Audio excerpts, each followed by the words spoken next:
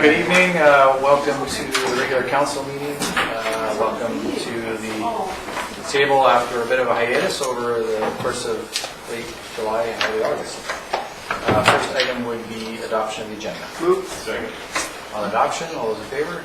That's carried. We do have two delegations this evening. The first is from the Comox Valley Chamber of Commerce, and we have Andrew Gower. Not Grower, but Gower, on the governance review. So welcome, Andrew, and you may introduce your other participants here if you wish. Thank you, Mr. Mayor. Good evening, Council, ladies and gentlemen. I will introduce I'm the Chair of the Chamber of Commerce, Comox Valley Chamber of Commerce. Our CEO and President, Diane Hawkins, is with me, and Bob Mortimer, who co-chairs our governance task force, is with us also today. So we're going to talk about the governance review study that the Chamber of Commerce is pursuing. This is supposed to work. Wait a minute, maybe. I didn't press the button. I think so.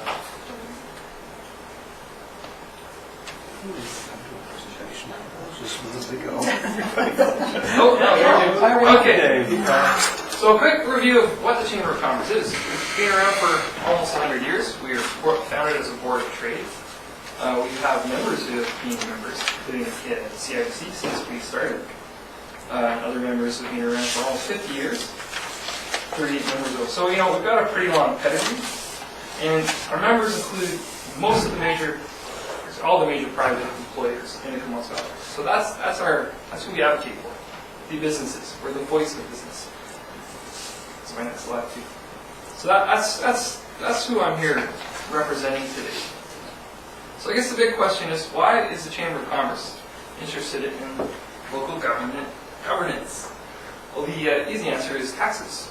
Businesses pay a lot of taxes, and taxes fund local government. So businesses are always interested in ensuring local government is run as efficiently as possible. The other side of that coin is that businesses employ employees who then own property, and they pay taxes too. So we represent the taxpayer in a certain specific way. There's also, of course, business interactions with local government, and as many of you know, I'm a civil engineer in my day job, and I work in the development engineering industry, and we interact with local government and deal with a myriad of different standards and requirements, processes in the Comox Valley. So on these two fronts, the Chamber of Commerce is very, very interested in how local government is run. So what are we looking for? We're looking for a governance review study. That's it, a study. There's a pot of money at the province to fund these sorts of studies. Other local government areas have taken advantage of it. So provincial funding means reduced conflicts of interest. We're not going to ask the Comox Valley Regional District to review local governance. It's going to go up to one level. These sorts of studies are happening right now. Salt Spring Island is a really good example. And one thing we've learned in exploring this is that the terms of reference for the study get set locally. So we would strike a committee of our local governments, say, hey, we're going to look at local governance here. What should we look at? And I'm sure everyone in this room could come up with some really great ideas to how we see our local government functioning with our four local governments and how we can improve it. And finally, it's not a binding document, it's a study. It would explore the facts and would give some recommendations that would then have to be adopted locally or in conjunction with the process, with the province. And the big thing is that we would be, a large part, in control of the process, with the funding and the consultant chosen at the provincial level. So there's a lot of advantages to this. And I'm sure everyone on council is very interested in making sure we provide services efficiently, which is the goal that the Chamber of Commerce shares. So how are we pursuing this? The province has said, well, get a petition. Get 10% or 5,000 signatures of the local electorate to say, yeah, we want this. To date, you can see we have around 2,800 signatures. 95 to 98% of the people we approach and explain what we're doing say, yes, that makes sense. So getting 5,000 signatures is a matter of time, and as I'm sure you're all aware, the Chamber of Commerce undertakes a whole bunch of other activities, so it's a resource thing for us. But we will get to 5,000 signatures. So what are we asking today? Well, the ask would be a council resolution supporting a call for a governance review study, which would then be followed by a letter to the province. And then we would, of course, want the councils to participate, especially in establishing terms of reference. In the meantime, we will continue collecting signatures. Thank you. I wanted to keep it short, and I will take any questions. All right. Questions from members of council? Councillor Swift. Do you have any idea of the timeline you're hoping for? And For the petition? we're hoping to wrap up the petition as soon as we have 5,000 signatures. We set some intermediate dates, but it's a resources thing. We don't have the resources to go door to door. So we find events, we find volunteers who can do it. We'll just keep going. So when did you start, Andrew? How long has it taken to get to this point? Just Started over a year. in April last year. Yeah, so we're just over a year. Thank you. Councillor Arnott? Yeah, and so there is no timeline. You can go for the next year or two to gather these signatures. No deadline for... No, there's no deadline from the province. This would have to be a locally initiated process, which would then set up a schedule. We're just trying to build momentum and give council confidence that they have the support of the electorate to have the study. This is a pretty healthy number so far. Yeah. 200, which Oh, yeah. is a good start. Yep. Councillor Grattan? Yeah, so you're asking for a council resolution, and we, in likelihood, will not do that tonight. I know how the process Because works. You know how the process works, Yeah. so, yeah, I'm just wondering, would this be on a following agenda as an item for a resolution? Staff could bring it back. Yes, that would be a normal process, but I wouldn't expect it to come back to the next meeting. It would probably Yeah. come back in October. We're happy to help with information, facts, stats, and resources to put a staff report together. Fair enough. Just wanted to make sure we got it. Thank you. Good. Yes. Is there, so publicly that the folks out there know that, is there a website that they can get to if they want to go and put their name on this petition themselves? Or do they have to wait till they see somebody in a mall? Can they just go directly to a website that So you might have? the process for following it has to be a hand-signed petition Okay. with an address and has to be verified. They can go to the Chamber of Commerce. They can go to most Chamber of Commerce members who have copies of the petition. Okay. And there is a website where they can get information, and there's a Facebook page. So if you just Google Comox Valley Governance Review, you will find us. And you can download the petition off of the website as well. Yeah. Okay. Questions from this side? Councillor Grant? Andrew, thank you for this. You're welcome. Following it for a while and good. Now, I do know that the Chamber took over the responsibility of getting signatures on this petition. How many signatures were on that petition at the time that you took over? I don't have that You number. don't know that? No. Okay. Anything else? As you know, there was a vote in 1999. It was voted down in Comox, and some of the outlying areas, of course, was voted in favor of the city of Courtney. Not sure the numbers on it, but Cumberland wasn't part of it. Yeah. Are you proposing a specific area or the whole Comox Valley, including the current boundaries of the regional district of Comox Valley? So the vote was for amalgamation. This is not an amalgamation. This is a study. It might not result in amalgamation. My anticipation is that would result in getting some legislative changes to the regional district structure to make it more efficient. And anyone who's worked with the regional district structure knows it is structurally inefficient. We envision the whole Comox Valley. That's the area we serve. And that's the area served by the Comox Valley Regional District. So that seems like the most logical area to look at. So I know that the BC Chamber had passed some form of resolution around regional districts. It was around improvement districts. Improvement districts. Yeah. Okay. And in either giving them borrowing, I think it's about borrowing, the right to borrow money. They also they did talk about restructuring. Yeah, but restructuring maybe more into service areas. Regional districts? Oh, improvement districts. Oh, improvement districts. Yeah. okay. And I believe it's focused on giving them more municipal type powers and rates. Right, okay, so that's really nothing to do with this. What you're talking about is the governance study for the Comox Valley. Yeah.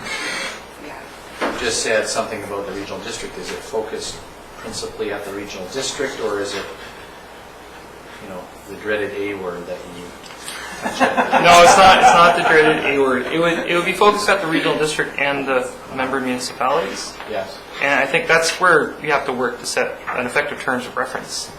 And the terms of reference, we need to cover things like, well, what are resources and services that can be shared? Right, and I know you're fully aware of the services that we do share. Yep. And the reason I brought up the 1999 referendum is that although the valley has grown considerably and there's been some new challenges, particularly with water and sewer provision at a regional level, the same fundamental principles around why people voted against the amalgamation at the time are still in place, that being relatively low debt in Comox compared to Courtney. In fact, that situation's actually gotten better for our balance sheet than it was then, and also the policing cost. Yeah. The policing cost for Comox remains at 70% versus 90% up until the time we risen at 15,000. Okay.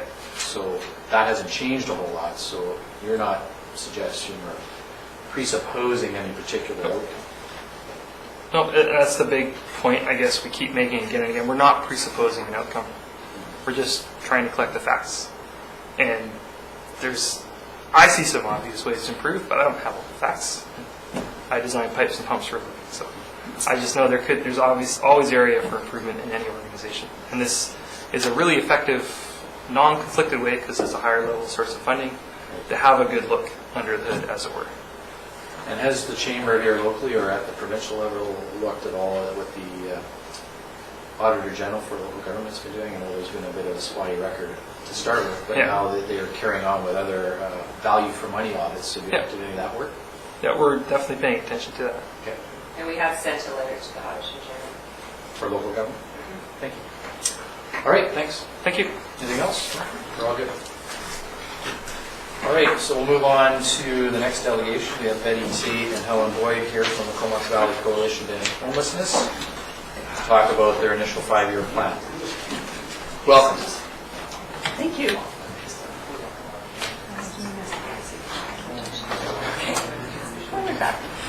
Okay, I'm Betty Tate, and this is Helen Boyd, and I just wanted to also introduce Bunny Shannon and Heather Ney, who are in the audience, and the four of us are 4 of 6 people on the leadership team for the Comox Valley Coalition to End Homelessness, and I also want to thank you for having us here to do this presentation, giving us this opportunity.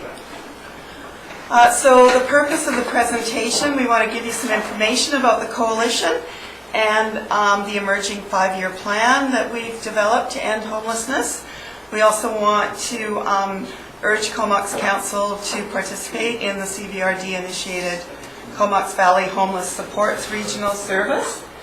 And we just, this last week is the purpose of the service, to provide funds to 1 or more local non-governmental organizations based on a board-approved 5-year action plan to address homelessness in the Comox Valley.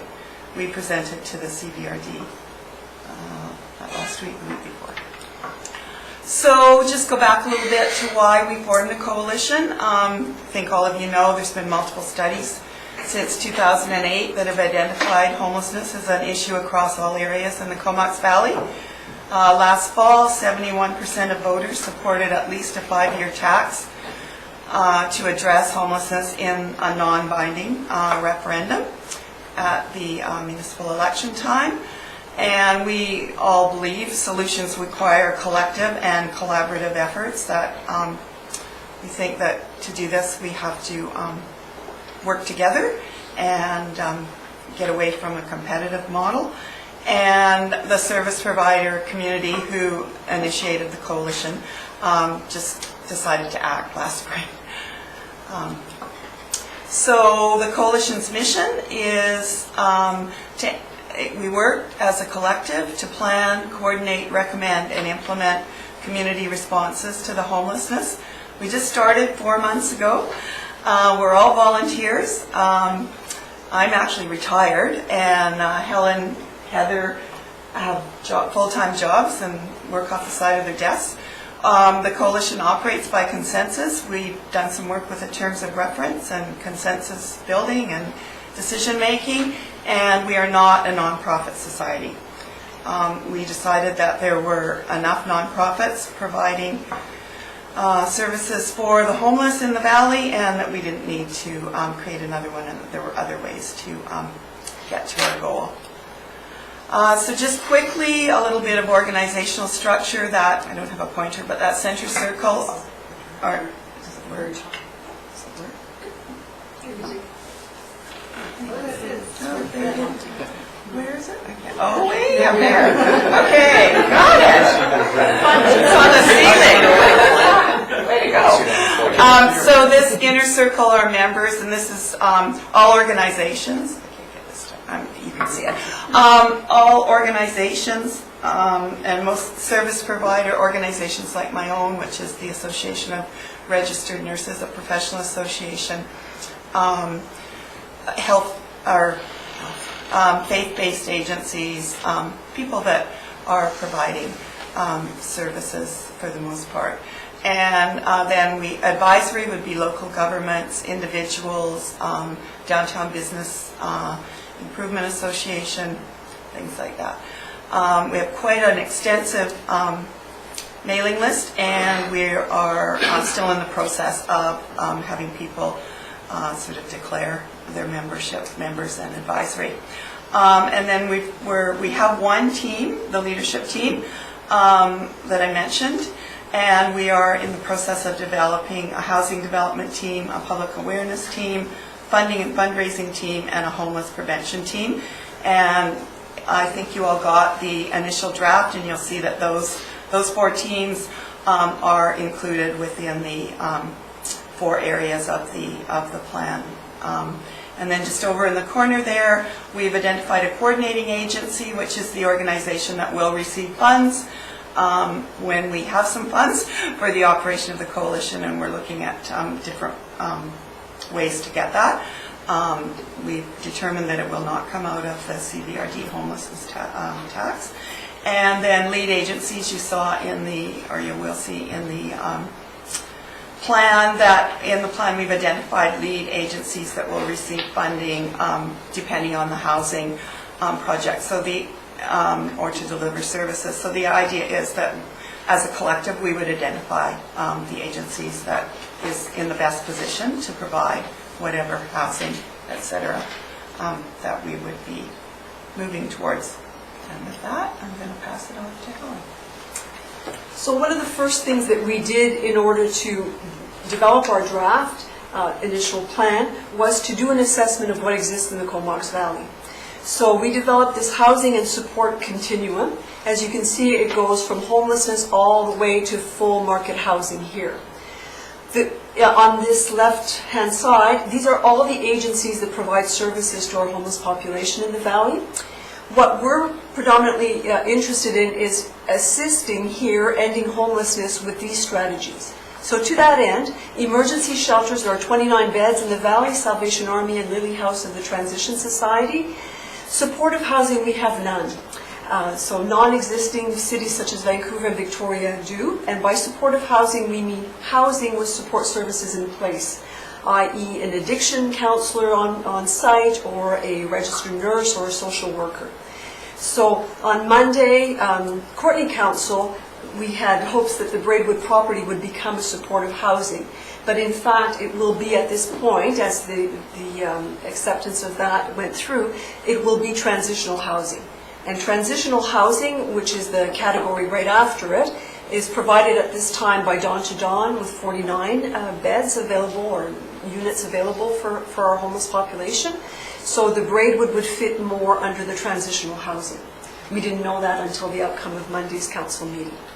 Subsidized housing, we have 629 units, and that's primarily our senior citizens, Casa Loma and Seniors Village as well. Some housing for families in Makola Housing and Lions Valley, those are for families. If we look at the next one, which is the low-cost rental, what we have is the Avalanche Hotel, downtown Courtney at 35 units, Maple Pool Campground that provides 52 sites. And we were thrilled with the news that BC Housing provincial funding came forth for the purchase of the Washington Inn apartments. What's important to underscore is that despite the fact there are 111 units, it does not provide additional housing, which is really what our dilemma is. We are out providing services to homeless individuals, but have nowhere to house them. So it does preserve the stock of low rental housing for the population we serve, however, does not add additional housing. And then in terms of secondary suites, we think this is a great initiative, but we do not know the number. We know there are some in Comox, there are some in Courtney, but we don't know the exact number. And then the rest of the market, we value that it is important. People need to have a place to live. And Habitat for Humanity provide affordable home ownership, 12 homes in the Comox Valley. But again, what we are predominantly looking at is providing services for the population there. Oops, a little bit too fast. You told me not to do that. Thanks very much. How did I get that? Oh, okay, just a moment, I'll get there. Helen? It's trigger happy. Helen, just before we move on, Yes, that Braidwood site. Correct. My understanding is that that was purchased by the city of Courtney through funds that were generated from the sale of that other property, which was meant to be the shelter, a correct? British shelter and/or supportive housing. So, and those funds, of course, we contributed as the town of Comox, our taxpayers contributed towards that. Yes. And you're saying that that's not what they're going to be using it for? Well, I can answer the question now. Essentially, what has happened in the time since the Braidwood RFP went out and whatnot is that BC Housing no longer provides operational costs. So before it was bricks and mortar and the operational costs that went with it. BC Housing has now a policy of not providing the operational costs. So Courtney was left with the dilemma of what do we do with these 30 units. Initially, the RFP was going to go out as an affordable housing only unit. So the Association of Registered Nurses, which I'm also a part of, we really try to convince Courtney Council to consider opening up the RFP to supportive housing. So it went out as affordable/supportive housing. However, there was only one proponent who came to the table, and it is an extremely big challenge to try and provide services to the population we serve without support services. But YCHA Friendship Center and Macola Housing were the winners of the bid for the RFP, and so only one proponent, and that's the best proposal they came up with. So it will be transitional units with some supports that will be provided, but when we talk supportive housing, we're looking for 24/7 coverage. Now, I spoke to Roger Kishi, who's the representative for YCHA Friendship Center, and again today to clarify that that is how he perceives it as well, transitional, and he said yes, but they will work towards developing it towards supportive housing, hopefully, meaning that we were encouraged to move forward and perhaps BC Housing will come to the fore and offer support services. So I hope that answers your question. That's clarifying, but also disappointing. Of because course, as it is for us. That's what our taxpayers and the previous councils have committed to. Of course, it's still a big ask. We know if they're trying to build that building, it's a $5 million project just to build it. Correct. And given that BC Housing's just put $8 million into the, apparently put $8 to Washington Inn, whether there's actually funding available at all, who knows? It was interesting at Courtney Council, John Jessup, who's been the social planner, and he spoke, and he was quite strong in that, you know, if you start, then the money might come, like there's something, and so the option of not doing anything wasn't, so, I mean, I think the discussion around the table, our discussions is all, this is a compromise position, this is not the best, but it is moving it forward somewhat, and there would also, we need to advocate for funding, and, you know, at all levels. You know, there's discussions about advocating at UBCM and us and everybody, because we need to get those supports. I don't think there's any doubt that that's where we want it to be. It's sort of a no-win situation. Do you go ahead and do it and then really advocate and hope that it happens the way you want it to do, or do you do nothing, which doesn't feel right either? So. Right, I'll let Carrie answer. Yeah, your 10 minutes is up. Funny. Okay, we'll stretch it. So this is our 5-year plan. It's an initial draft. We recognize we have to flesh it out more before the referendum. So you will see today we will focus primarily on the first year with some really tangible goals that we have. The primary strategy of the coalition is to create additional housing, as I was just saying, with the necessary supports. There's no doubt that that's what our aim is to do, additional housing. Strategy 2, community collaboration, is working on prevention of homelessness as well as education about how pervasive the problem is and what can be done. Thirdly is the coalition capacity building. We recognize that we did this initial draft plan with no monies, all volunteer work, 37 people participated, and that's not sustainable. We will burn out. And so we are looking at how will we have the coalition continue its work. And so we will address that as one of our strategies. And fourth strategy is, of course, the funding and fundraising. We recognize that we can't come just to the regional district or municipalities. We will be advocating at provincial, federal levels, foundations and such. So even before the tax is collected, in the existing year, we are working on the development of our housing development team, which will be composed of developers and also support service providers, so that we envision projects that are really amenable to the people that we serve. But also what was really heartwarming was the announcement that BC Housing provided $425,000 to the Salvation Army shelter for its renovation. The Salvation Army shelter will then turn to the Coalition to End Homelessness, asking us for a letter of support to present to BC Housing for the construction of 6 to 10 transitional units. So if you remember the spectrum I was just showing you, we're looking at emergency shelter, but also transitional unit in the same building. So that's very positive. We've also, the coalition has had discussions with mental health and substance use, and they are on board to provide services at the shelter for these transitional units. So that's a real big boon for us. In our first year, we have three main goals. Our first one is to create 2 new units of transitional housing at Amethyst House. Amethyst House is the new recovery house for women. And the lead agency will be the Comox Valley Transition Society. In the building itself, there's a wing that's not being utilized, so there is room for 2 new units. That has already been costed out at $80,000, including all of the furnishings as well. That, we hope, will come from the CVRD funding of the homelessness tax. Also, we hope to create a 5-resident single-room dwelling where we'll have a live-in manager. And so this will be for people who will be having more permanent housing that are further along in terms of their road to recovery, whether it be from addiction or mental health. But we're looking at some stable housing. And once again, we've secured the services of mental health and substance use who are totally on board with providing services to those residents.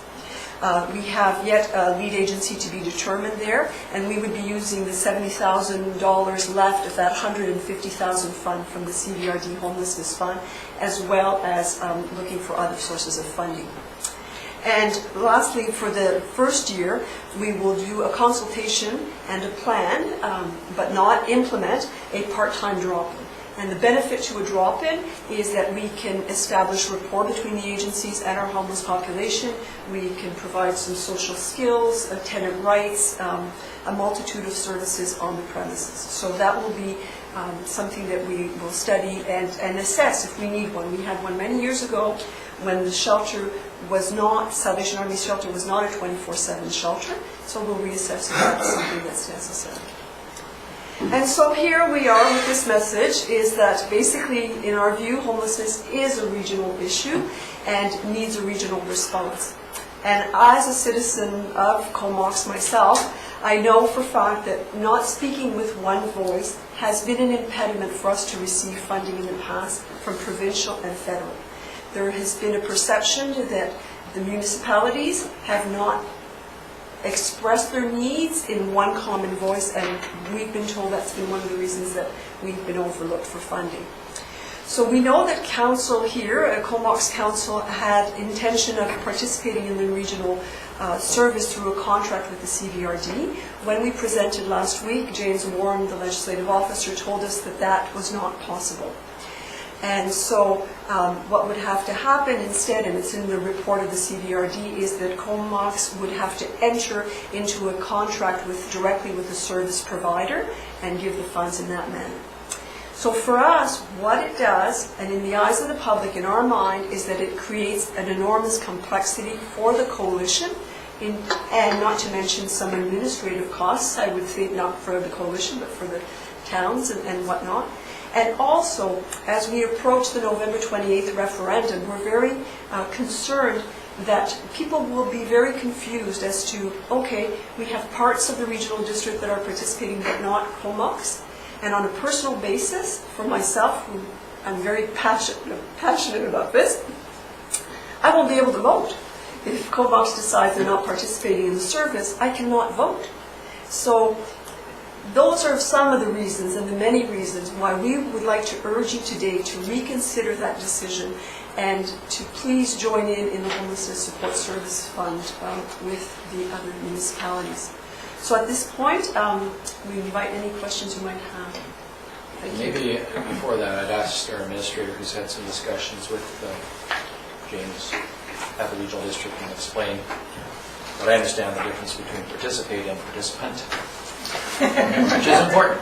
Yes, and James is correct that Comox, under the current resolution passed and direction provided, could not be a participant in the service. However, we have other examples where we are participating, such as the Comox Valley Emergency Program. There's a pesticide awareness program that we participate in via contract. A contract or an agreement that we have in place. We also have an agreement with the regional district to provide fire protection to areas outside of our jurisdiction. So there are other tools available. Is it a little more complicated? Yes. Is it administrative challenging? Perhaps. But they have worked in the past. But James is correct when he says if you want to be a participant in the service, you must join the service. Councillor Price? Just on that, though, I did talk to James too after our committee of the whole, and he did agree that there are many examples where people contract rather than be a participant.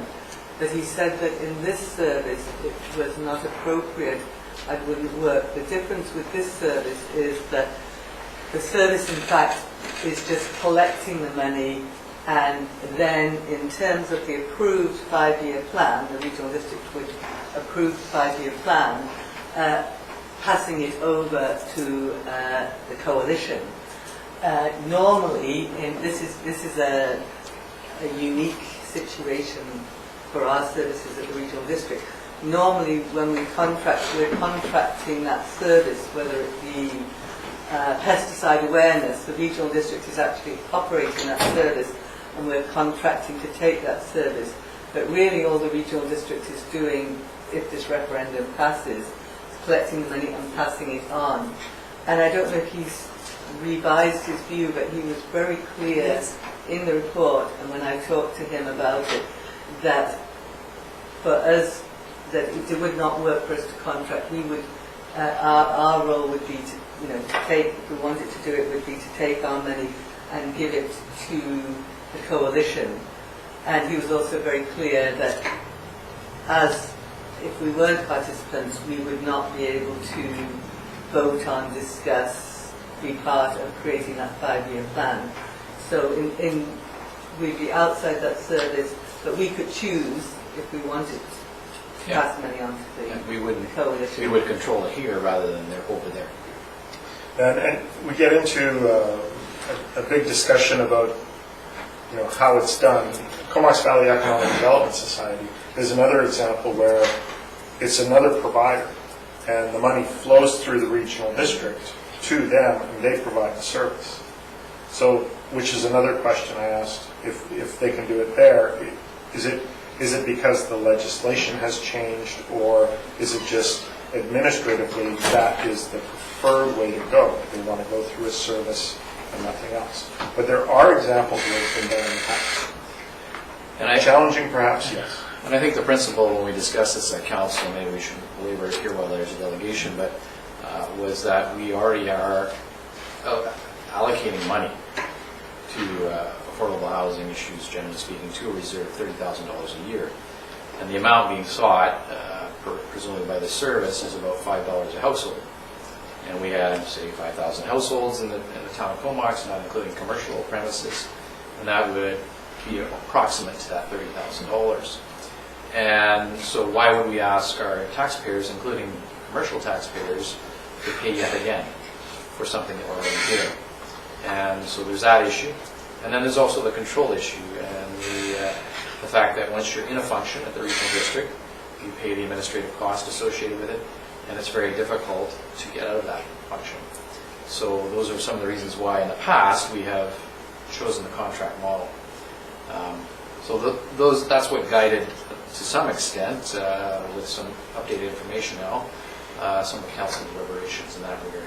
Council is certainly free to reconsider that, and if it wishes, to put it to a referendum of the taxpayers. But I guess what I'm saying here is that we've already said yes, and we can work through the machinations of a contract rather than going through what may or may not be a successful referendum.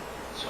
Well, and I guess that was the point that I was going to make, is that the way I read this is we're the only community that has said yes. Everybody else has said, we're going to go to a referendum and we're going to see what they say, and then we'll let you know. We've actually stepped up and said, we're in. Bring us a good plan, and we're in. So you can argue the semantics of whether we're participating or not, but I think we made it very clear that we are. And we're acknowledging that. We're grateful, you know, it's great that you are. I think there's clarity as to the other municipalities having said yes as well. I don't read it in the same way that they were ambivalent about it. I looked at the results of all of those 5 questions. Well, and there such. still has to be a referendum. Of course there will be, yes. Yeah. But I guess I would like to know people's thoughts on some of the issues that we raised, such as the complexity, and with all due respect, at CVRD, they spoke about the administrative complexity at length and emphasized that piece. Everything is complex. They can make something really simple, really hard, really fast. But I think, you know, with good volition, and also thinking of the people, the lay person who's out there, and, you know, their desire to help. Like, I'm thinking of the I don't Comox know if there's a residents. desire, and certainly at this table we haven't expressed any desire other than that. What I'm saying, and I guess why I brought this question up about the Braidwood site, is an example of a problem where we did speak with one voice, and we did tax our residents, and we did help pay for a piece of property. And then the city of Courtenay, in their own decision-making process, decided they didn't want to proceed with that. So what was allocated initially for emergency shelter and or supportive housing now would appear to be watered down and may never happen. So, you know, our taxpayers have already been committed and had contributed towards a regional solution. So maybe I'm a little jaded about this, but that, you know, I'm happy, at least from my perspective, that we've committed a level of funding to which we've already been setting aside for the last number of years. We've got over $300,000 saved up. And we're prepared to work with whatever service providers. It might be one of the organizations, it might be the whole group of them. We're working with Habitat on another project, and that gives us not only flexibility but also control, because I feel, and maybe others might, that we did venture out into this regional system, and, you know, the result of that is nothing. And I would agree with you. I think what is very different about the time, I have been at this for close to 10 years now and know the history of that. What's very different is that there was no coalition, and it was not led by service providers. So when I look back at that, we were never consulted as service providers. Never have I received a call about should the shelter be there, never. And so I think there's a different era, and I would like Council to consider that the times have changed, that there's a lot of goodwill, and that we're seeing even provincially that BC Housing is looking upon the Comox Valley and bestowing some well-deserved monies that we've needed for a long time. But I think that there's a difference. There's a difference from what was done then, and I just would not want that to bias the opportunity that we have to create a good service. Councillor Grant, then McKinnon. Yeah, I think we're kind of getting caught in the minutiae of how we're going to pay and all that, and I'd really like to get back to your presentation, because I think that you guys have done a marvelous job of this. And as I said, when you were at the regional board, I think you guys have done more in 4 months than the politicians could do in 8 years. So I congratulate you for the work that you've done. And I think that you're really moving in a good direction. I think this whole coalition idea is probably the right step and the right way to go. And I just feel that you guys are really on the right track, and I think that we can actually really see something good coming out of this for once. So, congratulate you on that. Councilor McKinnon?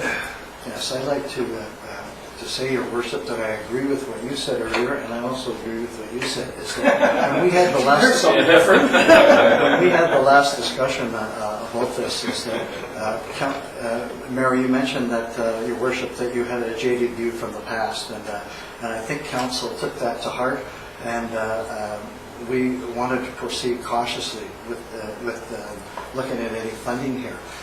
But what we did say with a positive expectation was that we'd see how the coalition would not just be formed, but whether they would come back with a 5-year plan. Well, they've done so, and as Councillor Grant has said, they've done a remarkable job in a short time, gathering all the agencies here and made a specific 5-year plan that I think might address some of the concerns that we might have had earlier based on the previous history of this. My understanding then is that we were going to relook at it based on what the coalition would come back with on their 5-year plan, and based on the non-binding referendum from the past election that seemed to wholeheartedly support looking at giving some funding to the homeless in some form or other.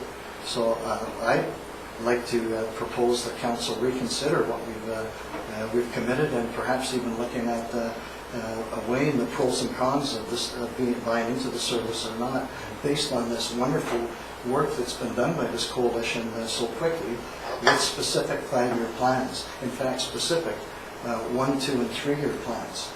I'm a bit biased here because I've been fortunate to sit on this coalition along with a councillor from City of Courtenay and a councillor from the village of Cumberland, and seen it developed and seen this group of professionals who are adding this onto this regular work because they're so committed to doing something specific.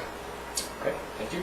Councillor Price? Yeah, I'd just like to say I'm really impressed with the work that you've got together as volunteers and to put this structure into it, and you're actually working with people who can follow through on these projects. So I think there's been a steep learning curve, and I can certainly understand where the mayor is coming from. I do think that the Plebiscite spoke volumes with 71% supporting, $5 or more per year, and I think that number will be higher. One of the reasons I heard from people why they weren't supporting was the jadedness and what's this money for? Is it going to go on something else? Is it going to go on administration? So with the referendum, it was seen as being really important that what the money would be used for would be clearly spelled out in the 5-year plan, which has the specifics of where we're going, is a very clear picture. And the fact that the administrative cost is such a small part. People were afraid it would just go into paying someone to do more reports and spin our wheels. And one of the advantages, and maybe if you could comment on this, one of the advantages that I could see is that if we were part of this service, you would have more certainty. And certainly, as the Mayor said, we've been very committed, and the fund is made up of money that has come through developers as well as our contributions, that's correct. So we could still be collecting a fund that we could then leverage things that within our community that we wish to see, or wherever we will have that leveraging power. But I wonder whether you see that you would have more certainty, because we put 30,000 in a year, but we budget annually, and a future council could say, well, our priorities are different now, and or we don't put any money in that direction, or more. I mean, there is that, but it's a year to year. And so with the service, do you see that as being... So I think that's one of our concerns. I think one of them is, what's the process going to be look like for, it won't be the coalition, we're not a nonprofit, it'll be one of the other agencies that we, to look like to apply for funding from COMOX. It seems like we have this process that's developing quite well with CVRD, and there is some certainty, and if the referendum goes through, there'll be this money in a regional service, and we work together with the plan, and yes, and it's an evolving plan, so every year we'll be going back to them, or the lead agency for that will be going back. So yes, there's some certainty, and when we think about how it's going to work, logistically, and it is the logistics, I'm sorry, so we get the 150,000 is what we've been, it seems to be what is going to be available, and then 30 from COMOX for the same thing, for a different thing, are we going to have 180,000, which is going to be a lot. Obviously, better having a chunk of 180 than 150 and a 30. And if it was in that contract way, and that 30 went in from COMOX, as I understood from your last discussion was what you were talking about, then that was still going to be 180,000 from, or whatever it was, we didn't know then. This way, it's just way more complex. So that's one. And yes, the certainty of council changes, different people, we don't have that 30,000 anymore. Like, this is not the same as the regional service, which is going to go on until they decide to stop it, I guess. So yeah, it frankly, yes. And it's also feels like a little bit of double work on an agency's part to two places. And I think I said this to Richard when we met with him the other day, that the nonprofit sector is really used to cobbling together money, and it takes a lot of work, and energy, and sure, we'll make it work, like we absolutely will, but it's just more complexity. And then the other thing is, I think I would just, depending on what you decide, that if it does stay the way it is, that we really need COMOX Council's help in explaining what you have decided to do to the voters at the referendum time, because it's going to be confusing. And, well, why isn't COMOX voting? Well, they're not going to play. Well, yes, they are playing. They definitely are playing. How are we going to do that? And we're really going to need that help if that's the decision that because continues. we do want a public perception of being unified, as in the same way that here's a coalition that's come together, a collective of nonprofits.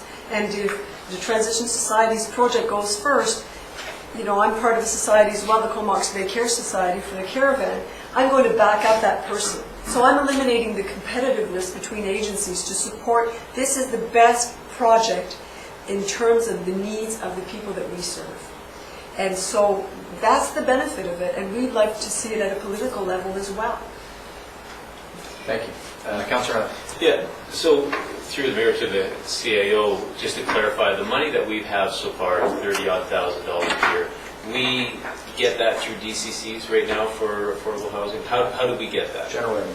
General revenue. So through our taxes. So then, if we were to go through with this referendum and the residents approved it, then would we be double dipping? Would we just negate that and then go to this format? Because already we have, as you said earlier, we have a mechanism to get money for that.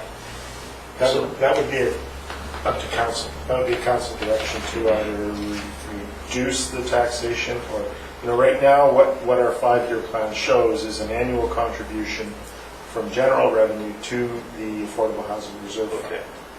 And as we've mentioned before, this year we haven't made that contribution into the reserve fund yet because we've been in discussions with Habitat for Humanity to look at potential projects. So those funds might be used for something rather than the strict language of capital in COMOX. It was what the reserve fund language says you can spend the money. So you can reduce that level of contribution, you can eliminate it. It's an annual decision that you can make. And so then, maybe to the coalition, so unfortunately, taxes go up a little bit every year. So does that mean the contribution that the residents would make would be hinged on that? So could it be, whether it's $5, $10 a year, so does that mean if our taxes went up 1.2%, does that mean the $10 is now $11 a year? Those are the kind of questions that I heard people ask as well. So is it stay, 5 years? Do we look at it every 5 years? Do we look at it yearly?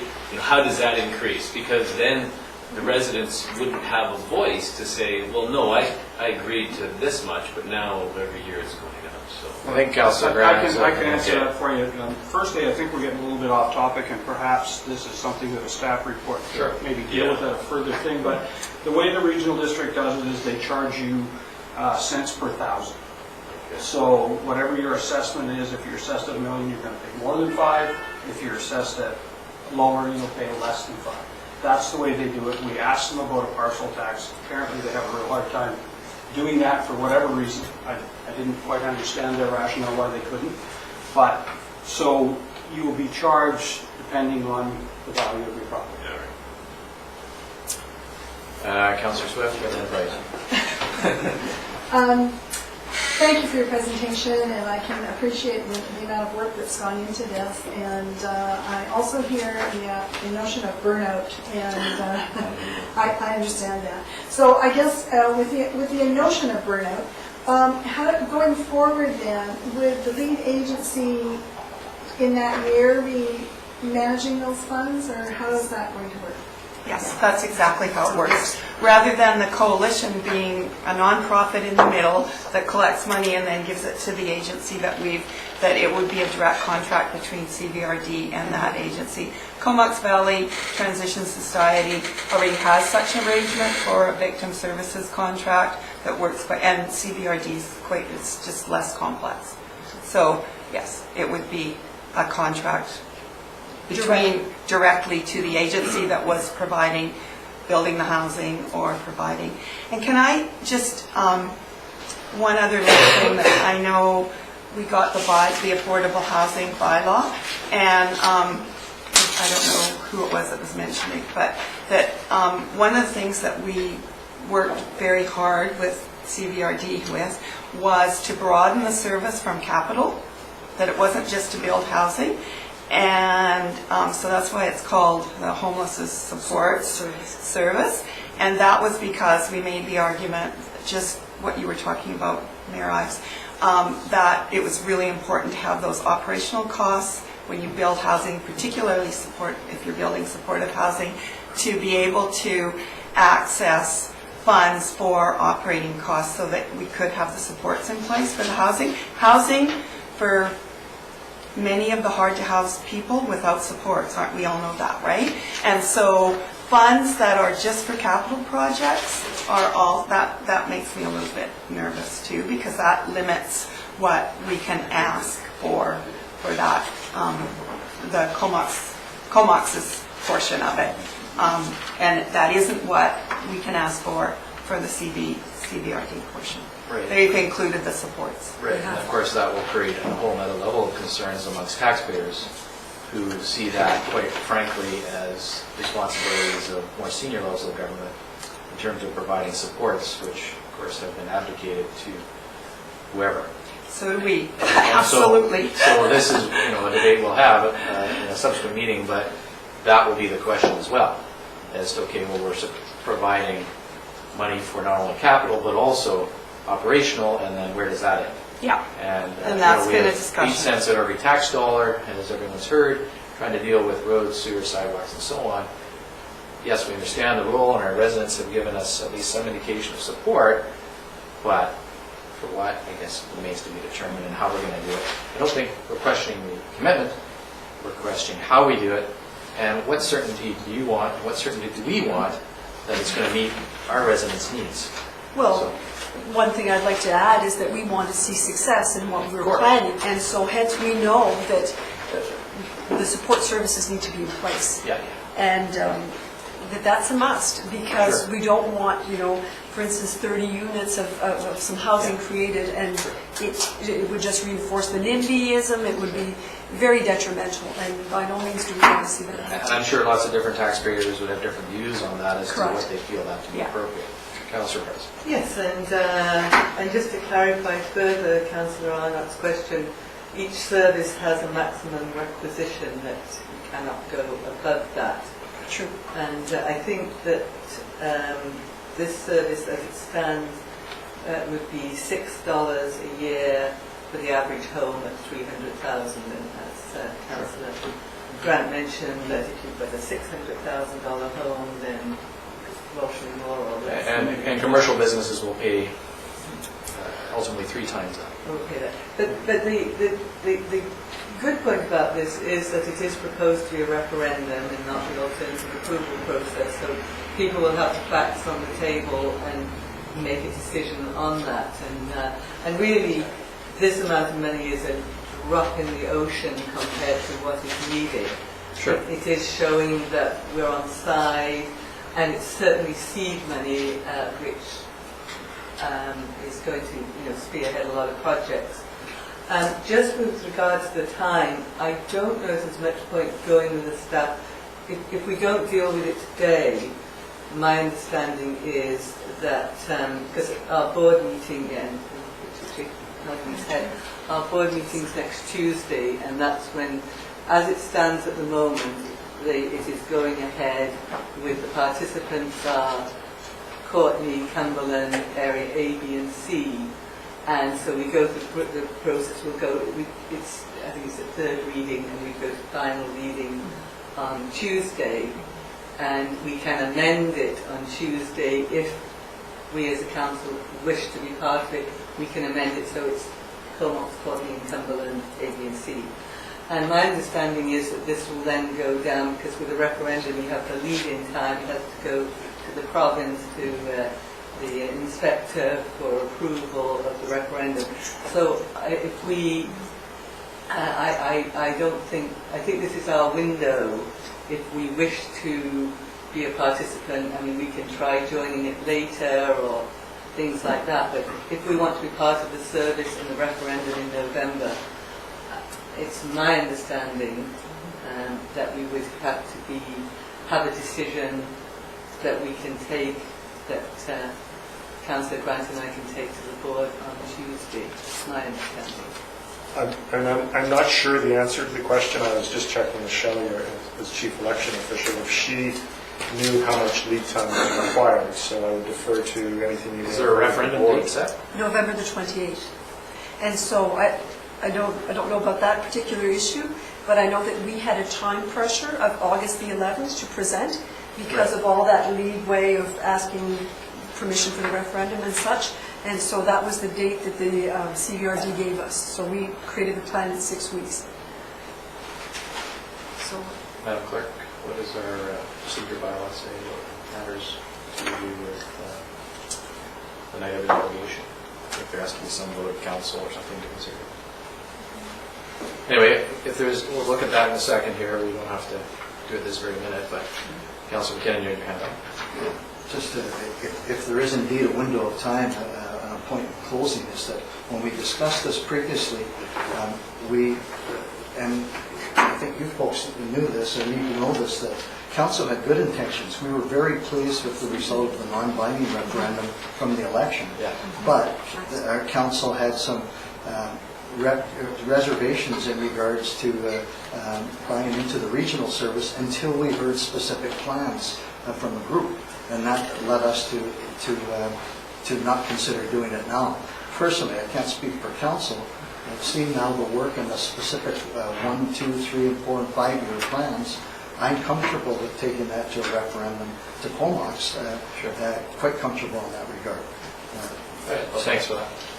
I think for me it raises more questions, but I'm not saying that that's not valid work, but I think it will raise more questions amongst the electorate if you want to vote out for. I'd rather, if we're going to make a decision different than what we decided before, that there be compelling reasons to do so.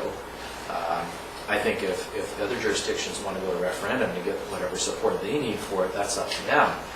we've already committed to a level of funding on behalf of our taxpayers out of the funds we're already raising, and I think there's concerns around taxation of businesses, there's concerns about loss of control. As soon as that money goes to the regional district, with all due respect to what they do there, our control over that becomes limited. We get outvoted. We have concerns around increasing levels, where that money goes sometimes. I'm not picking on homelessness, but any issue. So we have to be comfortable with the amount of control that we're going to give up. So those are the debate questions that we need to have. Now, does that have to be decided tonight? Maybe, maybe not. I don't see why it has to. And if it does, I wonder why this hasn't been brought to our attention other than your good work here. Obviously, we met only once a month here.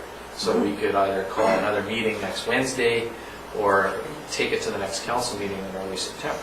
But you're saying that's too late. And I guess in terms of what council wishes to do, it's up to you, really, subject to our proceeding plan.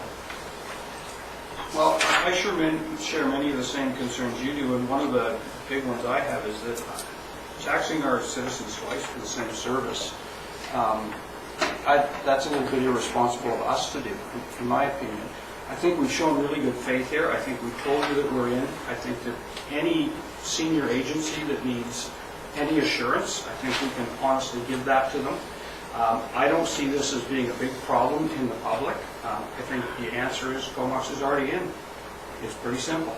I'm not sure about how all of this plays out if we decide to go back for referendum and how we change all that. I'd certainly like to get a lot more information about that before we vote on something tonight. I mean, there's a rationale why we don't have votes on things while the delegation is here, and that's because we don't want to make decisions based on part of the information or faulty information for that matter. So it has to be an unanimous decision according to our policy. Yeah, so I wouldn't be comfortable with doing that without at least more information. If a referendum could work and we could make it so we weren't taxing twice and we could, but there's many questions that come with this.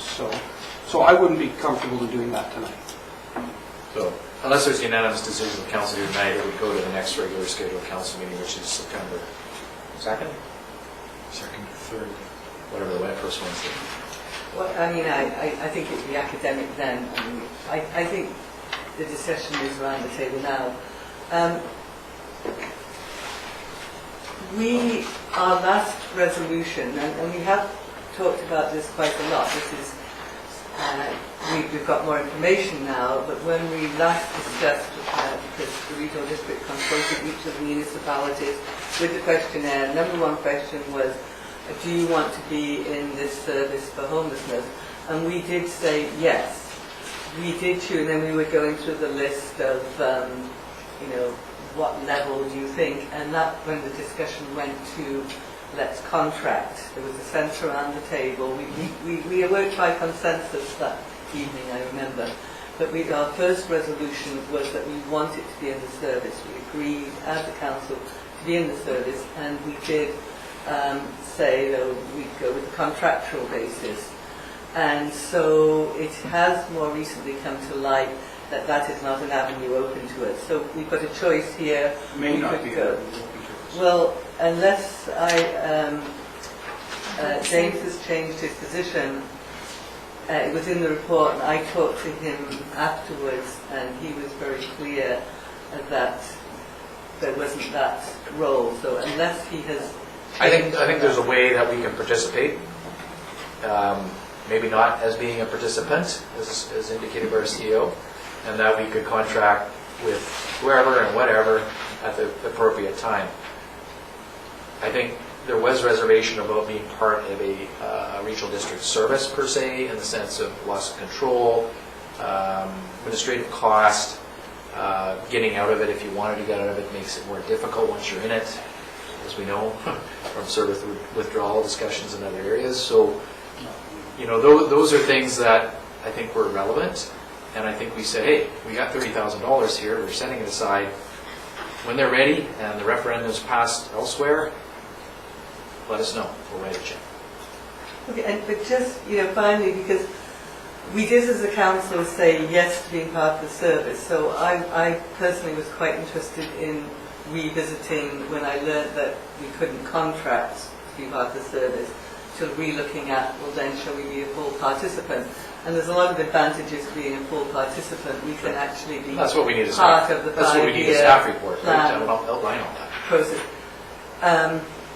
And with regard to double paying, we don't need, it's a year to year whether we put 30,000, 2,000 into that fund. The money will still be coming in from development-led funds, but we can choose not to put that 30,000 in, and we would be cost neutral because that would then be going to the service and then to the coalition.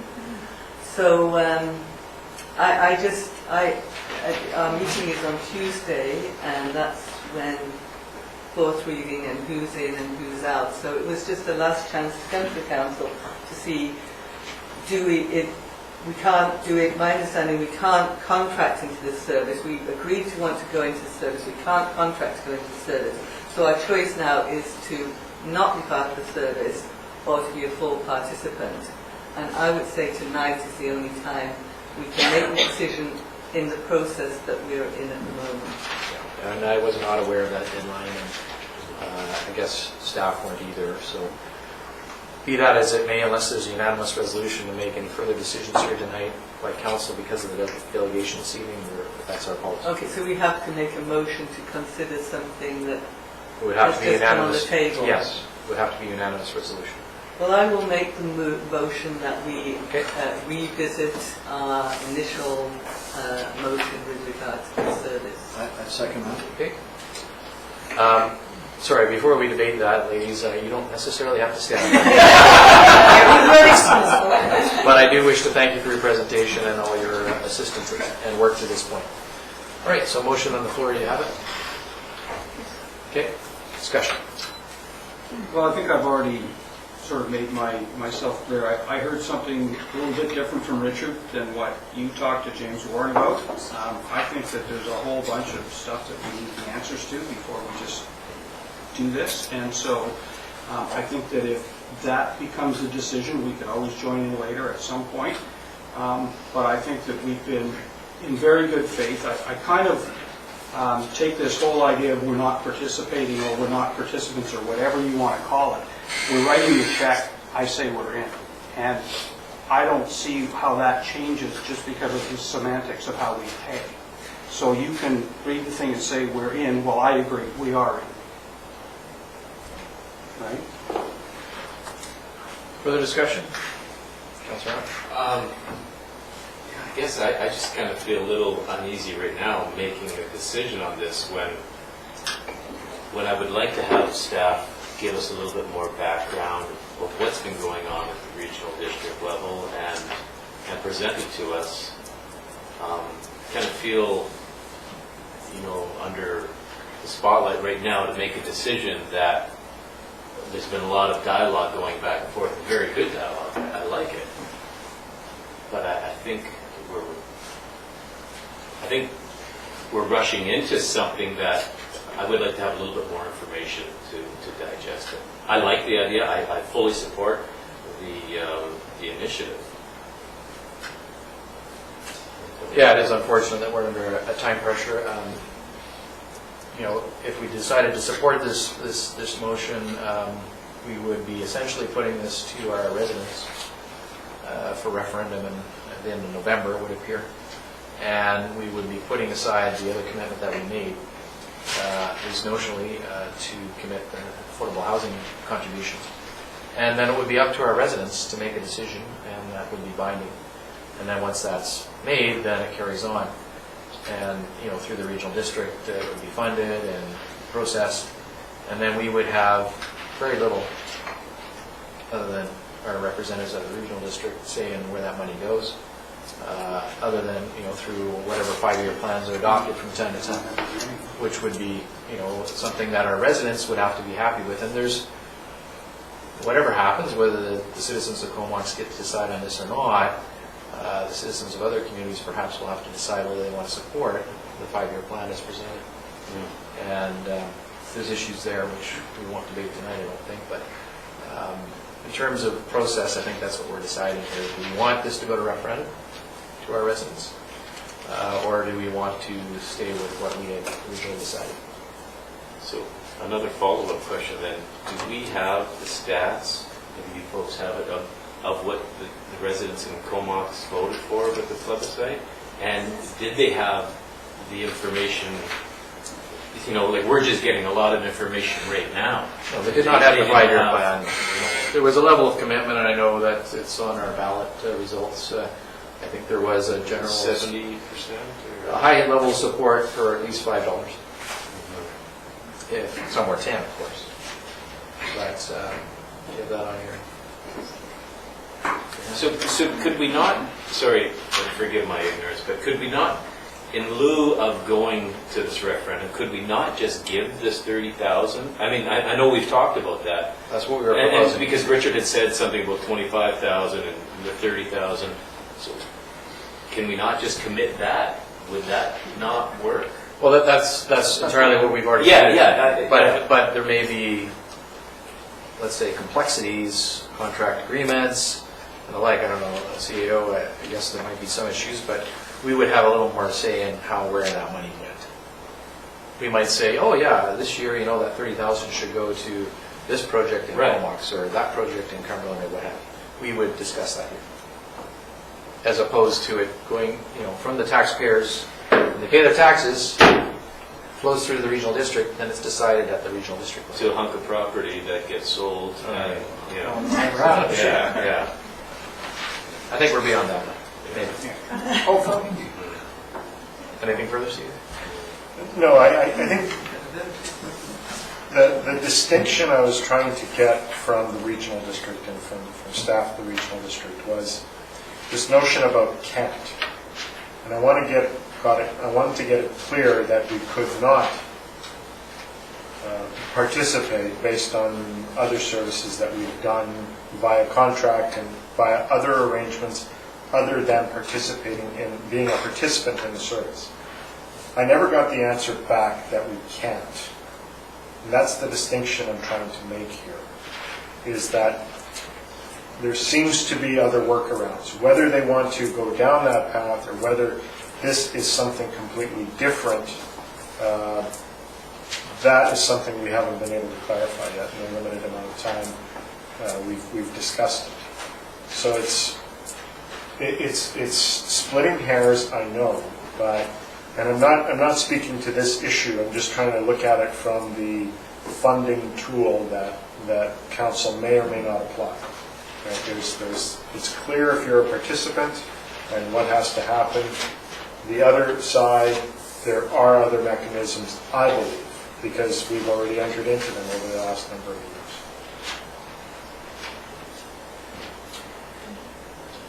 The voter plebiscite results were 70%, just over, were supportive of up to $10. Well, 5 and $10, 25%, 45% for $10. Clearly, we reflected that support. And the bylaw for the referendum must be adopted at least 6 weeks before the general voting day. So I'm not sure why next week is particularly, if they're talking end of November. Well, and that was my point too, is if we were to get some information contrary or whatever, we could always call a special meeting, as you said before, discuss this issue and do it then. I'm not sure that next week is a drop-dead date either. According to that, it doesn't sound like it. I mean, I think that's just the timeline that the regional district wants to move on.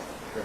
So I think there probably is still room to wiggle, and I don't think we need to rush into making a decision that we may regret later. Or we may like it later. I don't know what it's going to be. We need more information. We need more info. Anything further on the motion? Can we make a amendment to the motion that we could have a little bit more information from staff and then we vote on it at a special meeting, perhaps? Well, that would be a subsequent motion if this one's, yeah. So we need to vote on this one first. So any further questions on the motion, discussion? All those in favor? Those opposed? Motion is defeated. So subsequent motion would be to direct staff to research the matter of being a being able to participate in the function by way of contract. And if necessary, if that information does come forward, would we be able to call a special meeting, say on Monday afternoon or something like that? Okay, so nodding his head, so we can do that. Okay, so So, does someone need to make that motion, or do you well, just do it? I think that would be the motion that Councillor Arnott's referring to, perhaps. Unfortunately, I won't be here next week. I'll be sailing on my boat somewhere, All right. so As long as we have a quorum, we can still discuss it, but otherwise we could put it to September 2nd, but it sounds like that, well, might be too late, I don't know. I move we meet on Councillor Arnott's boat.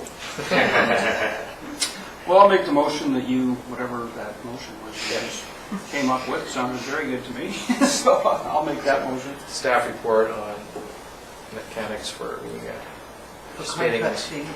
And could it also include looking into if there is any chance to be part, if we change, if we do wish to reconsider it with a staff report, if there is any opportunity, if it's any time frame that So I think you're going to do The that. first question will ask Staff tomorrow report. morning is what the timing is for the referendum. Yes. And then that will determine whether we actually have to have a meeting before Tuesday. Or whether the process to cancel his yacht trip. All right, any further discussion on that? So we're not setting a meeting until we know we have to. One comment, I'm sure it's been made clear that the council, mayor and council here, we really appreciate the integrity of this group and for what they've Is done. this on the motion? No. Point of order, You've already said it. We're not debating that. So, motion to get a staff report and if necessary, call a special meeting. Those in favor? Yes. Unanimous, thank you. Okay, so, thank you, council and delegations. Minutes of meetings for approval, July 15th, regular council meeting. Move. Those in favor? Motion's carried. Special council meeting as a public hearing on July 15th for approval. Move. Second. All in favor? Motion's carried. Managed report for receipt at, whatever page that is. Move receipt. Second. Second. All those in favor? Motion's carried. Any discussion, questions, comments? Yes? Canada 150 application. We did not hear. Nothing? Nothing? No word, no news is not good news. Oh. But it doesn't mean, any announcements of that kind were obviously made up to the election call.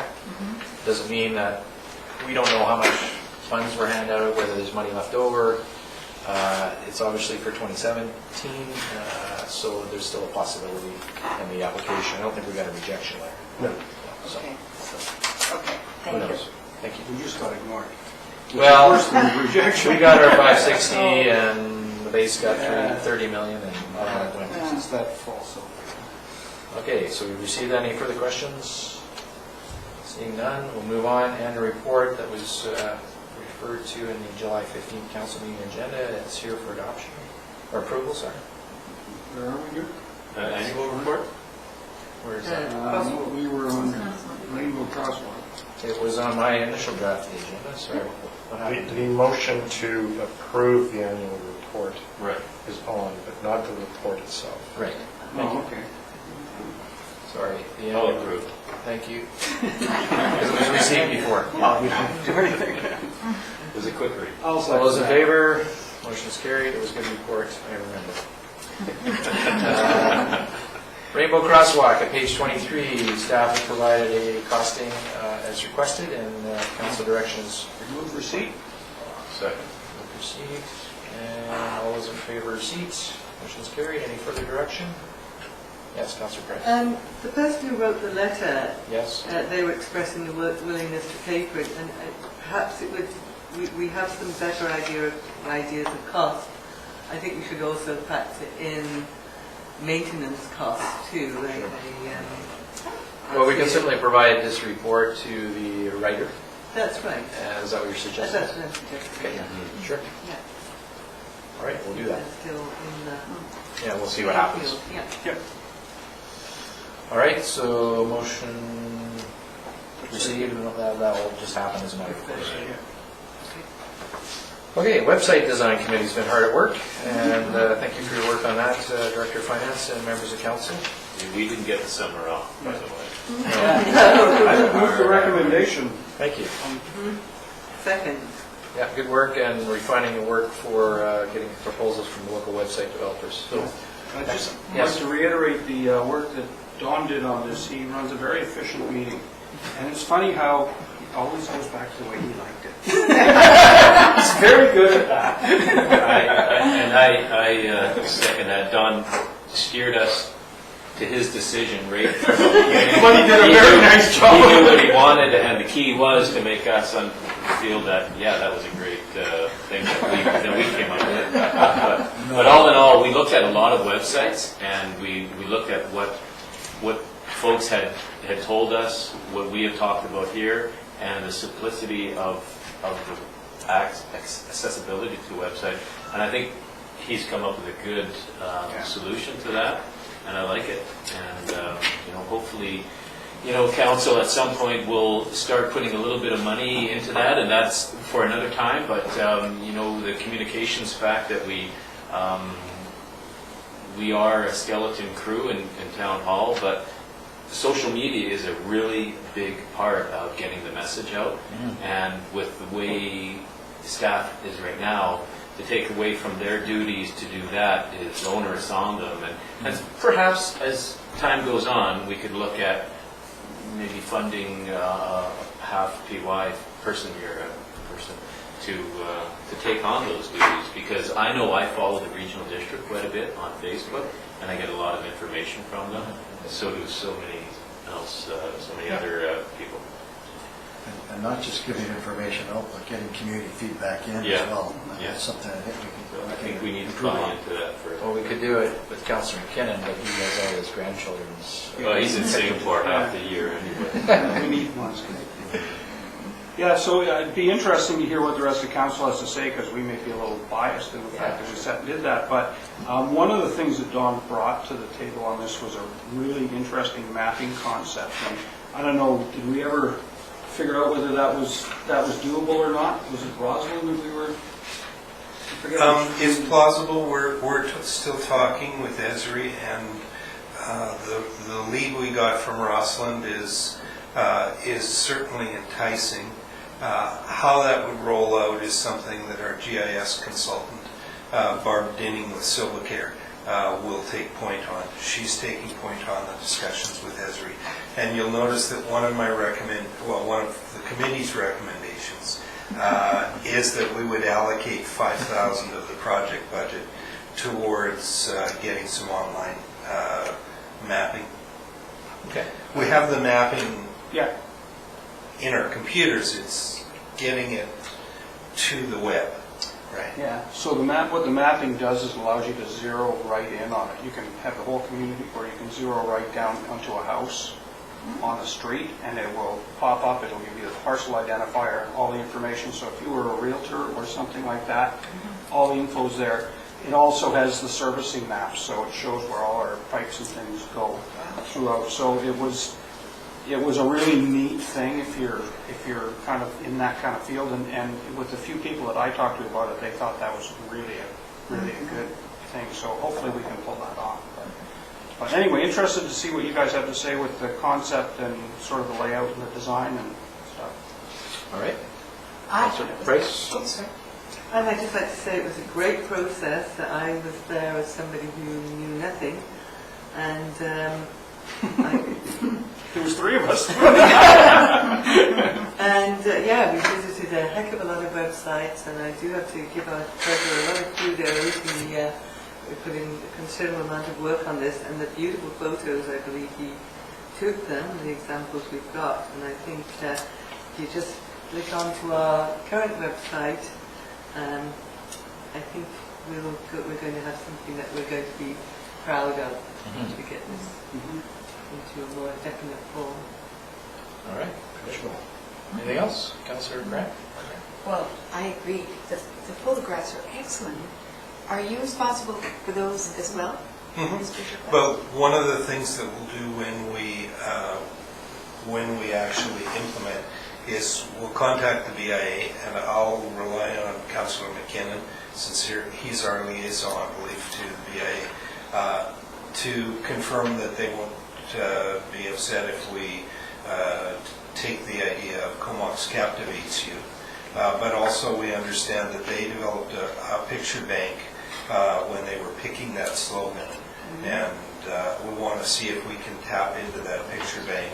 They'll have other photos that are equally good or better, and we'll also be in touch with Seating Tourism to see if they have any Comox photos that are particularly stellar. I mean, basically we want to find a few photos that will just blow people away.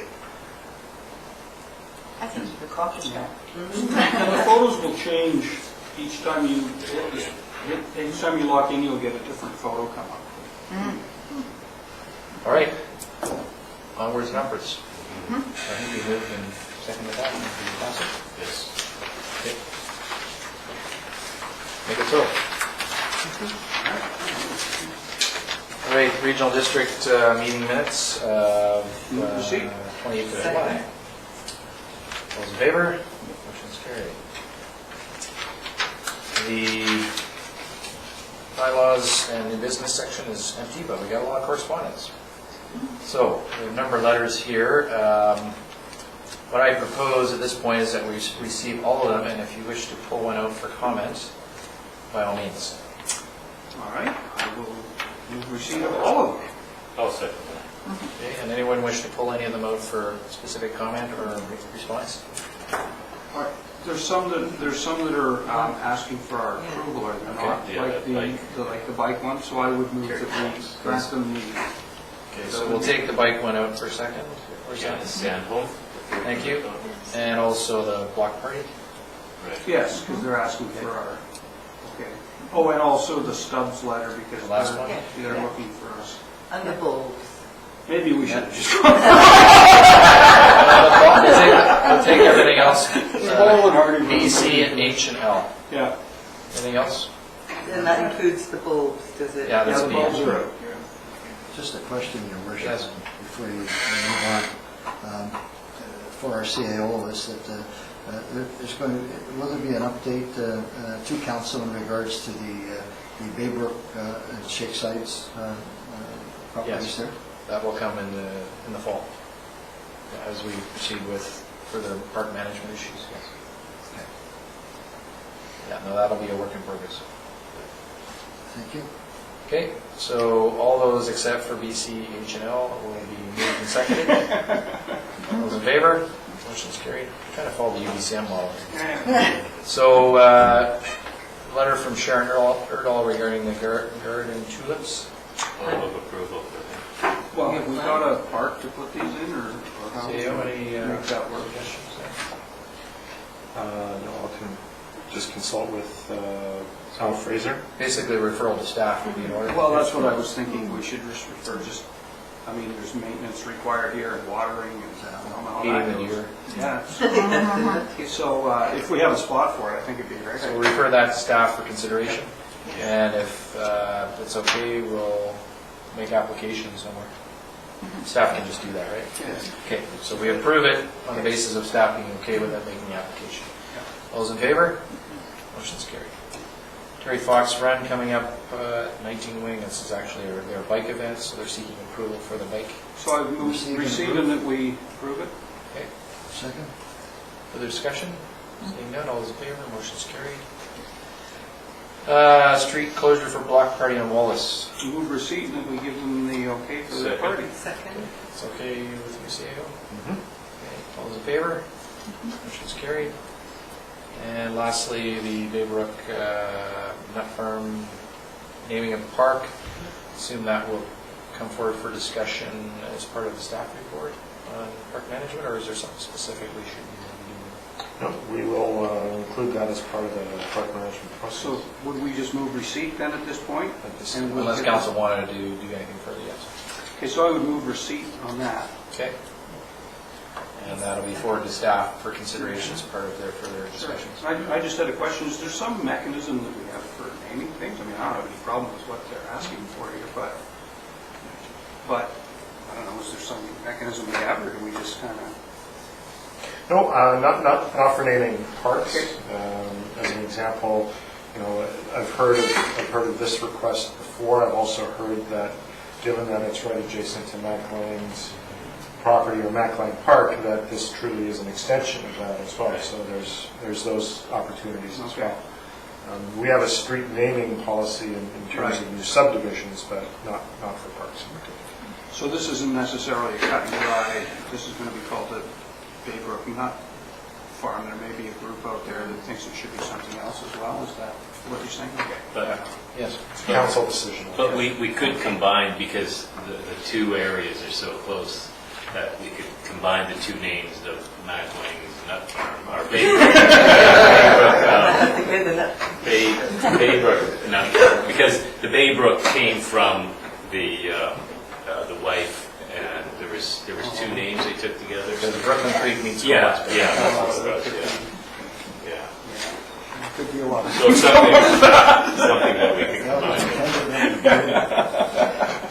All right, well, All right, so we'll refer that to staff as part of the report they're going to bring back to us in the fall. Park management issues, also issues around shake sites in terms of what can be done. And just on that, this suggestion is Baybrook Park. Yes. And I must admit, I always call it Baybrook. So I guess we will have to have some process of park naming, and I think a lot Could include it in the referendum, perhaps. Stick it as a button on our website. All right, so move second. All those in favor? Carried.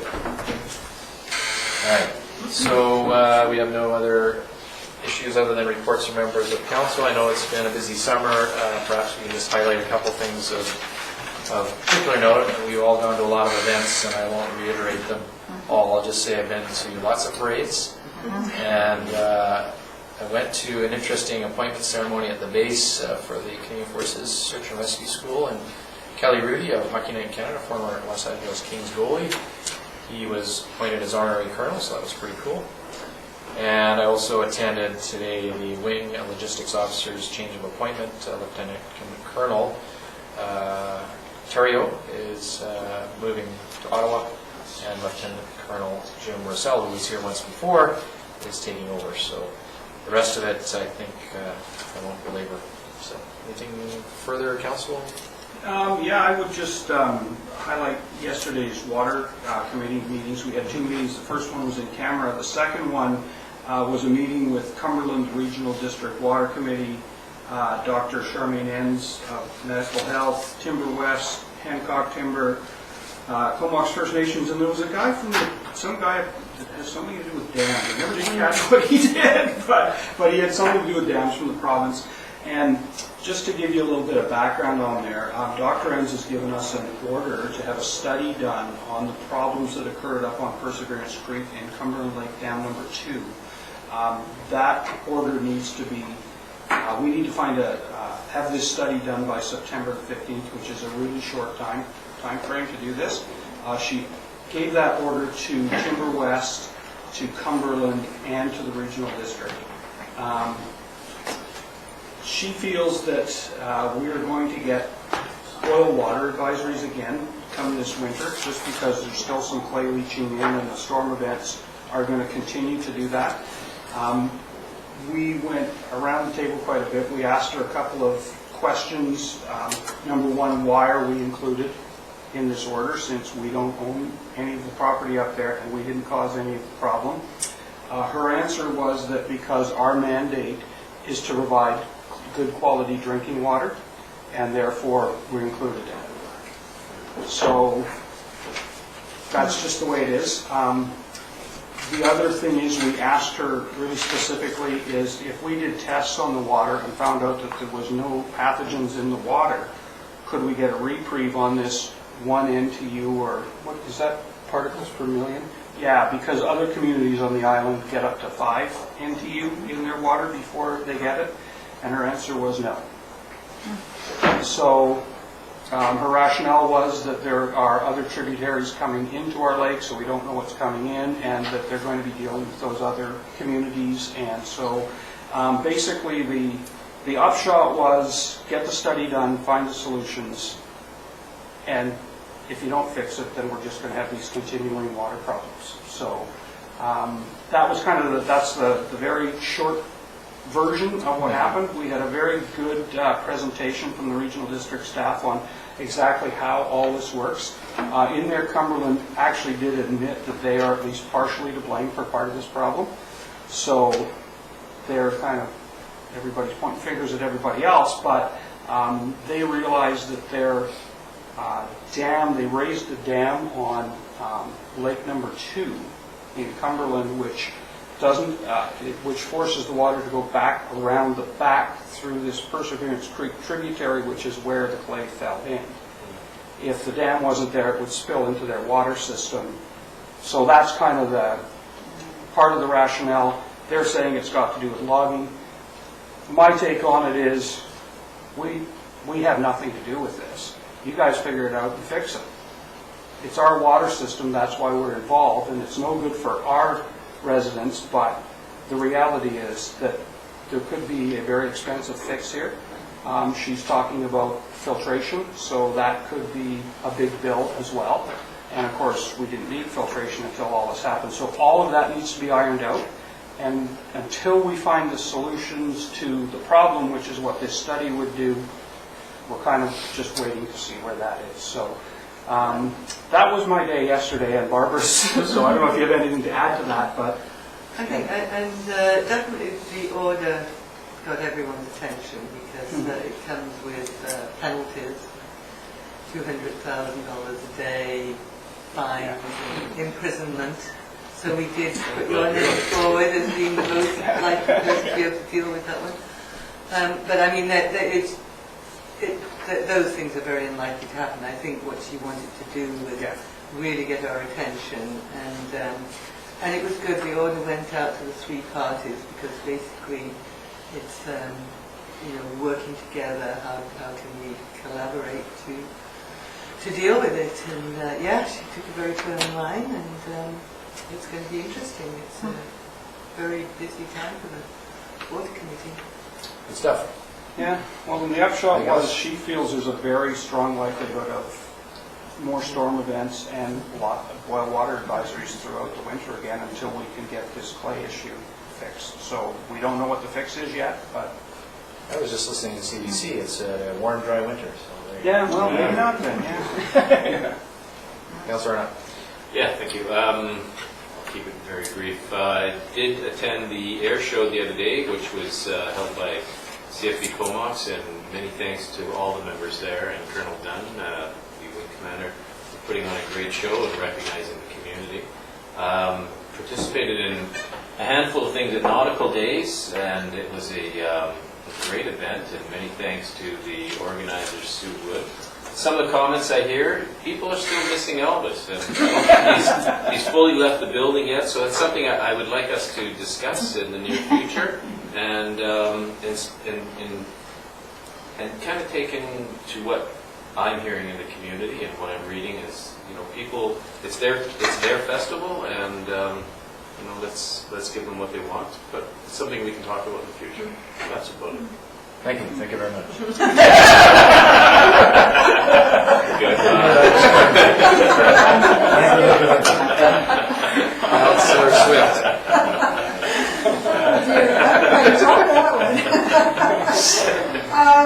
Attended lots of events, of course, the Philberg Festival and so on, as most of us did. The only two meetings I attended, though, were the regular Philberg board meeting, which took place just prior to the festival, so it was all about that.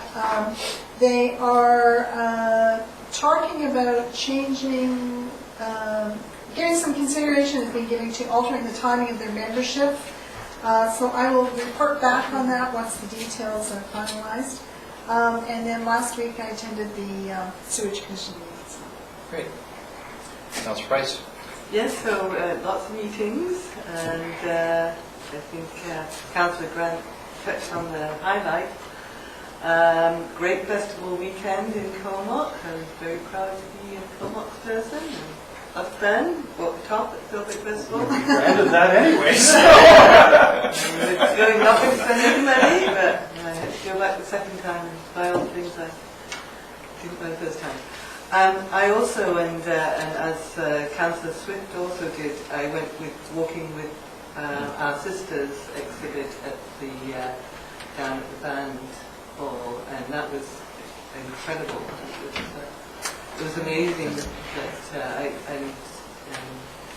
Councillor Swift had already mentioned to me how moving it was, and it's really hard to explain how walking in a room can have that effect on you. So kudos for the organising of that. It's the only place in BC that this exhibition is shown is here.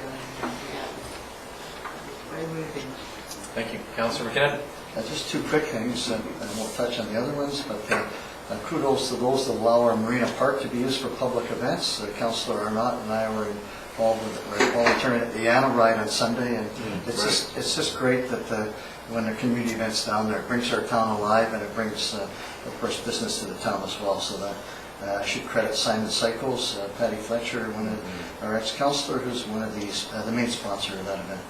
And lastly is that in the never-ending battle to promote the Comox Valley, I was in Singapore and I went to one of the government agency offices. It was their 50th anniversary, and I exchanged the town of Comox flag and a pin, and I got this very handsome Singapore t-shirt in exchange for doing that. And now there's many people in Singapore who know where the Comox Valley is.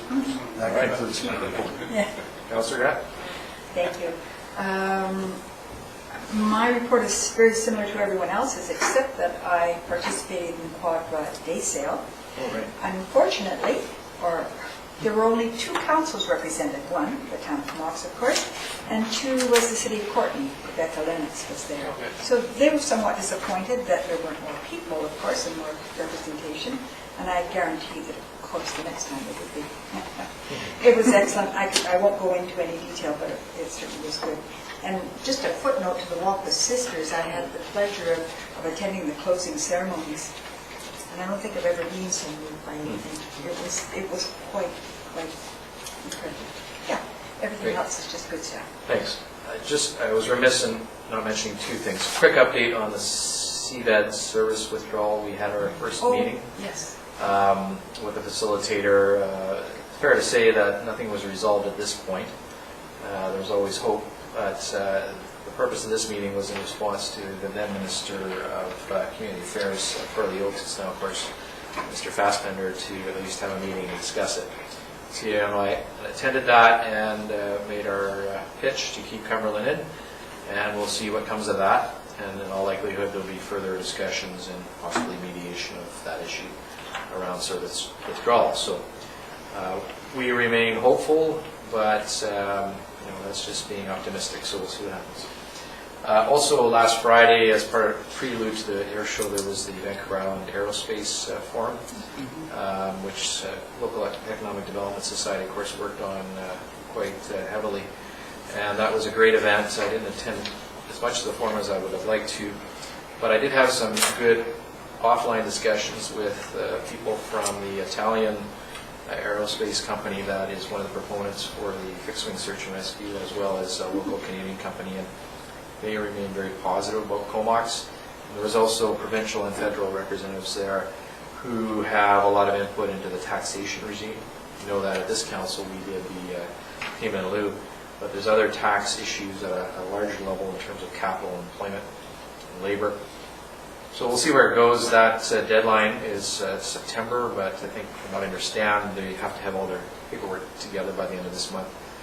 And there's still a possibility that we'll meet with the Minister of Finance during UBCM to see what else the province may do. But at this point, the submissions are being made by the various proponents. And, it's big business, and an opportunity for the Comox Valley to participate in some of that would be, of course, wonderful. And it's interesting, the new wing logistics officer most recently worked on a fixed-wing search and rescue replacement project in Ottawa. So he's here now, and Fred Bigelow from CVAC, who's on that committee, was saying, oh, okay, we got a guy who knows a bit more about it. So all these discussions, both online and offline, really help and see what comes of it following the election. Oh yes, and Minister Amrik Verk was there at that. Aerospace, he's the Minister of Technology, so I did pass on some information to our CAO about what some other communities are doing in terms of supporting and encouraging tech. Kamloops is recently doing some work in that regard, and the CAO is going to look into that further. I know we've had some discussions. So Minister Burke was very keen on hearing what we had in mind, and so that was a good discussion as well. So that's all the reports I think we have, and I don't believe there's anything more for the agenda. Public questions? I don't know if you have any questions. Okay. And media questions? No, at this time. Okay, no motion to exclude the public, no in-camera meeting, so motion to adjourn. Second. Adjourn.